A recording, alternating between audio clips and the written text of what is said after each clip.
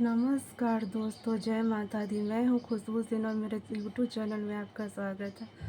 तो नवरात्रि की बहुत बहुत शुभकामनाएं आप सभी को। और मैं आपके लिए बहुत प्यारा वीडियो लेकर आई हूँ, तो आप सुने। अगर आपको अच्छी लगे तो चैनल को ज़्यादा से ज़्यादा लाइक करें और ज़्यादा से ज़्यादा सब्सक्राइब करें।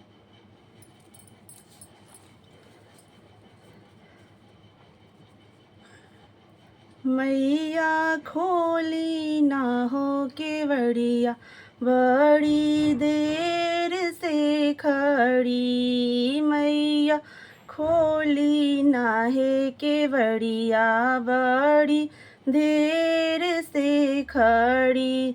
जलवा लेके खड़ी, फूलवा लेके खड़ी। जलवा ले के खड़ी, फूलवाले के खड़ी।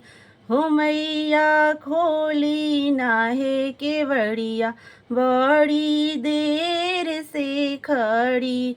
हे मैया खोली ना है केवड़िया, बड़ी देर से खड़ी। फाटक खोले के पड़ी, दर्शन देवे के पड़ी। फाटक खोले के पड़ी, दर्शन देवे के पड़ी। आपन भगता के मन सा पुरावे के पड़ी। आपन भगता के मन सा पुरावे के पड़ी।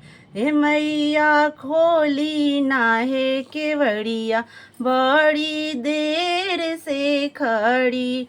हे मैया खोली ना है केवड़िया, बड़ी देर से खड़ी।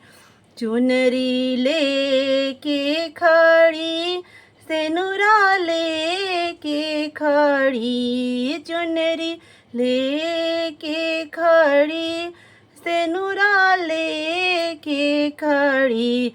मैया खोली ना है केवड़िया, बड़ी देर से खड़ी।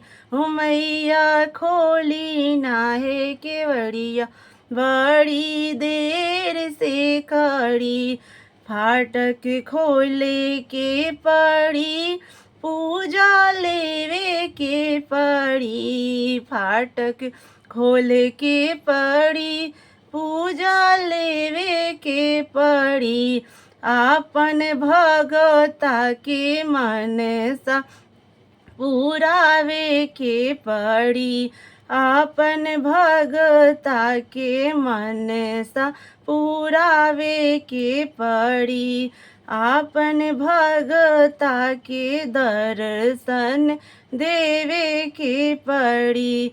मैया खोली ना है केवड़िया, बड़ी देर से खड़ी। फलवा लेके खड़ी, भोगवा लेके खड़ी।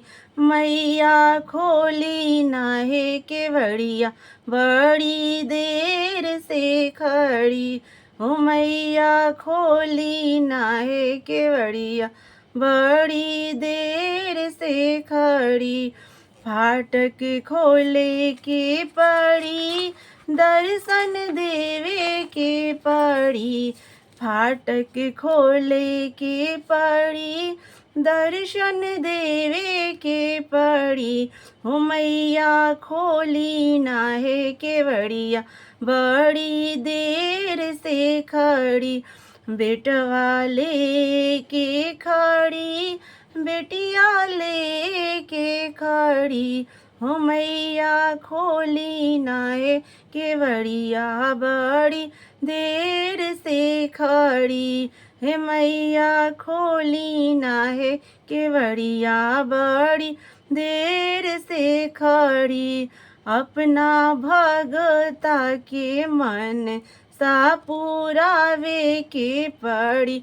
मैया खोली ना है केवड़िया, बड़ी देर से खड़ी हे मैया खोली ना केवड़िया, बड़ी देर से खड़ी। प्रेम से बोलिए माता रानी की जय, साचे दरबार की जय हो।